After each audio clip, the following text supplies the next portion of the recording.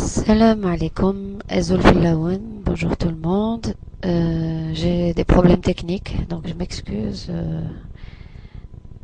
Je tiens à remercier donc à travers cette vidéo Noureddin Khababa qui m'a donné l'occasion de participer au débat et de poser des questions à Ali Belhadj, que je salue au passage. Et donc, apparemment, il ne faut pas dépasser 3 questions.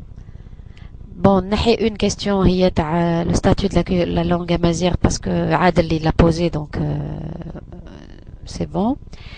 Et je vais poser mes questions donc par ordre de priorité. La première question, alors quelle place occupera la liberté d'expression si jamais le fils est élu, notamment concernant les médias lourds comme la télévision et la radio?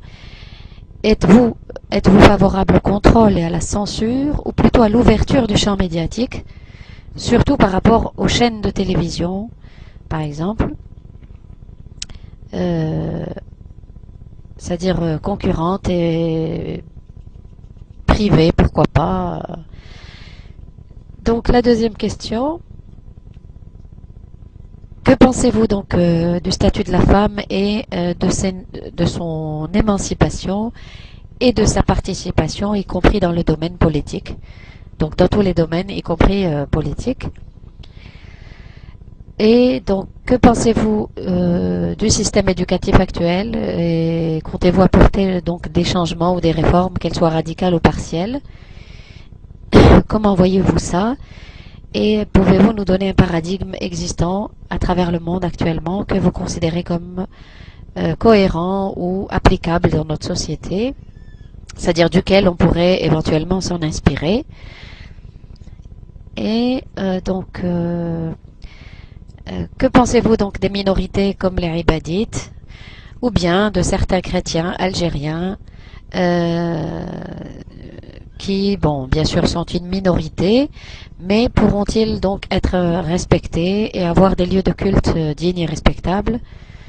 Auront-ils plutôt le droit d'exprimer leur foi dans des lieux de culte dignes et respectables? Voilà. Donc la dernière question, je ne sais pas si vous pourrez répondre à ça ou non. Mais avec le recul, par exemple, comment évaluez-vous la décennie noire et la tragédie, surtout par rapport au fait que, c'est-à-dire regrettez-vous d'avoir pris les armes et d'avoir fait appel à la résistance, puisque certains considèrent cela comme étant de l'amateurisme politique ou aventurier, voilà, c'était pour vous demander si vous le regrettez ou vous regrettez votre attitude ou pas. Salam alaikum wa yatikum saha et à très bientôt. Bye.